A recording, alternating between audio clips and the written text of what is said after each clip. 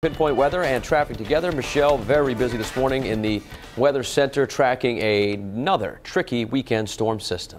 You know, this one is tricky, and because of trying to figure out the snowfall amounts when we're looking at part of the snow falling as rain, I think that will hold down the amounts here locally with the highest totals, the highest risk of seeing maybe 6 to 12 inches of snow being areas north of the Mass Pike, and much less as you travel along our south coast where it may fall mostly as rain. Here's radar right now, all dry, quiet.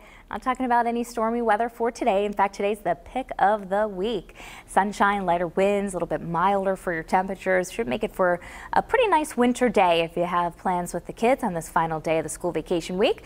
Weekend messy mixture. We're going to go from snow and rain over to rain and then back to snow.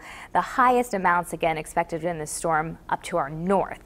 23 in Woonsocket right now under dry skies. It's 25 in Attleboro. Coventry this morning running at 26. North Kingstown at about 28, and our city cam in Providence showing a temperature of 27. We're going to wake up to sunshine, and we should keep it through most of the day. About 19 for your wind chill right now. Winds will be lighter. They're going to start to turn to the northeast today. So taking a look at satellite and radar, there is a little bit of wintry weather over the Ohio Valley. Main storm system still well back to our west. We're tracking another one in the deep south that'll come up and form our coastal storm.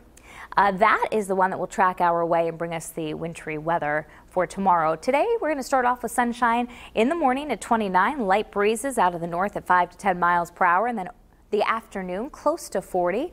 Not as cold as the last couple of days, and the winds make a big difference this time of year. You get a light wind, it makes it much more comfortable to be outside. Increasing clouds overnight tonight, temperatures at around 26 degrees, staying cold and staying dry. So we're going to start off the futurecast tomorrow morning.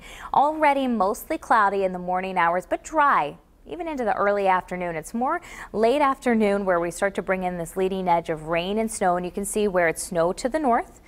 Providence points north and westward, and then changing over to rain and sleet further south. I think we'll see a period of rain through the overnight hours, at least part of the night, all the way up into even our northern suburbs, but it should fairly quickly change back over to snowfall, and that rain snow line will collapse back south through the morning hours on Sunday. So most of these accumulations do occur at the end of the storm system on Sunday. So we're looking at a coating to an inch along the coastline, mostly rain there. Most of us ending up in that 1 to 4 inch range, and then just further north into our far northern part of Rhode Island, northern Bristol County, Mass, up into the Boston suburbs, about 3 to 6, maybe isolated 7-inch amounts, and then 7 to 12 inches further to our north and west. So your 7-day futurecast, yet another stormy weekend for us.